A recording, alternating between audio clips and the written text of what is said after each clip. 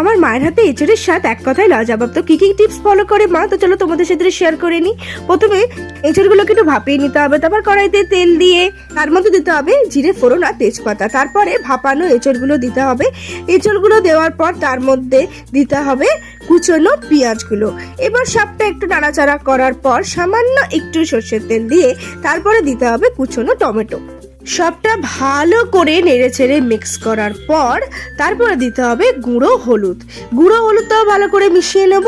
এরপর দেব সেই স্পেশাল পেস্টটা, যেটা আদা রসুন গোটা জিরে আর কাঁচা লঙ্কা দিয়ে বানানো হয়েছিল।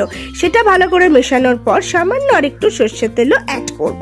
এঁচোড়টা ভালো করে কষানো হয়ে গেলে তারপরে অ্যাড করব সামান্য পরিমাণে জলটা অ্যাড করার পর তারপরে দিয়ে দেবো একটু নুন। তারপরে এই দুটো জিনিস ভালো করে মেশানোর পর দিয়ে দেবো 5-6 মিনিটের জন্য ঢাকনা। তারপরে ঢাকনা খুলে যখন দেখবো জিনিসটা ঘন হয়ে গেছে, তারপরে একটু ময়দা ছড়িয়ে হয়ে গেল আমাদের এঁচোড়ের ডালনা রেডি। ভালো